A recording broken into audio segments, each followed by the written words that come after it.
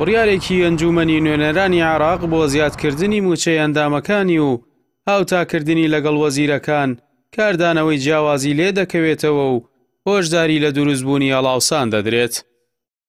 ئەنجومەنی نوێنەرانی عێراق لە دانیشتنی ژمارە 7 خۆیدا لە 7 مانگی ڕابردوو دەنگی لەسەر بڕیاری زیادکردنی موچە و دەرماڵەی ئەندامەکانی و هاوتاکردنی لەگەڵ وەزیرانی حکوومەتدا.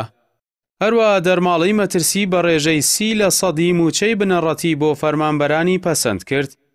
ئەمەش کاردانەوەی بەدوای خۆی داهێنا و بە پێشێلکاری یاسایی و کۆمەڵایەتی و ئابووری ناوهێنرا.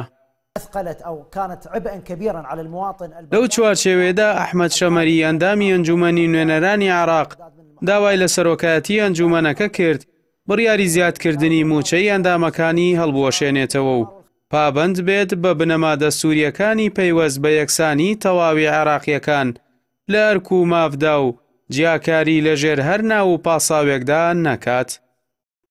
شەمەری جەختی لە پێویستی پابەندبوون بە بڕیارەکانی دادگای باڵای فیدراڵیەوە کردووەتەوە کە لەو دۆخەی سەرۆکایەتی بە وەکالەتیدا ڕێگری لە ئەنجومەنی نوێنەران دەکات هەر بڕیارێک یاخود هەر یاسایەک دەربکات.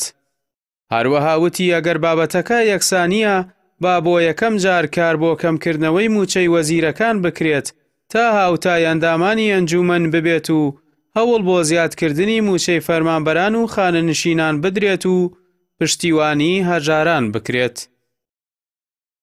لە بەرامبەردا دەنگێک بۆ یاسایی نیشاندانی بابەتەکە هەیە.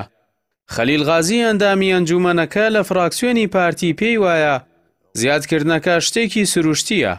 بۆ پێی ئەندامانی ئەنجومەنی نوێنەران ئەرکێکی گەورەیان لەسەر شانە و لە پلەدا هاواسی وەزیرن. ئەمە سەرەڕایەوەی بەردەوام پەیوەندیان لەگەڵ هاوڵاتیان هەیە، پێچەوانەی وەزیرەکان کە هاوڵاتیان دەستیان پێیان ناگات.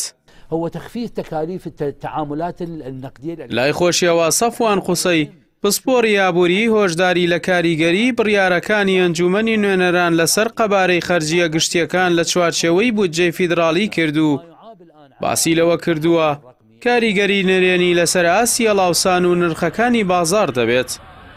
سەفوان ئاماژەی بەوە کردووە زیادکردنی هەر موچەیەک لە وڵاتدا پێویستە حکوومەت بە لەبەرچاوگرتنی توانای وەزارەتی دارایی ئەنجامی بدات.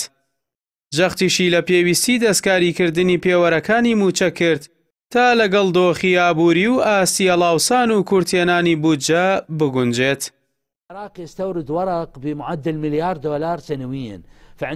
ئەو پسپۆڕاوتیشی زیادکردنی موچە کاریگەری خراپی لەسەر خەرجیەکانی دەوڵەت دەبێت و پێویستە لە بریەوە پشتیوانی پرۆژەکانی وەبەرهێنان و کار بۆ کەمکردنەوەی تێچووی ژیان بکرێت. شارەزایانی ئابووریش باس لەوە دەکەن هیچ یاسایەک نییە تا ڕێگە بە ئەنجومەنی نوێنەران بدات بەدەر لە تەواوی دامەزراوەکانی دەوڵات موچەی ئەندامەکانی خۆی زیاد بکات و زیادکردنی موچەی ئەندامانی ئەنجومەن نیشانەی پرسیاری زۆری دروست کردووە. هەروەها کارەکە بەستەم لەسەر وەزارەتانە ناو دەبن کە هێشتا کارمەندەکانیان بەدەستکەمی موچەوە دەناڵێن و ناتوانن پێداویستی ڕۆژانەی خێزانەکانیان دابین بکەن.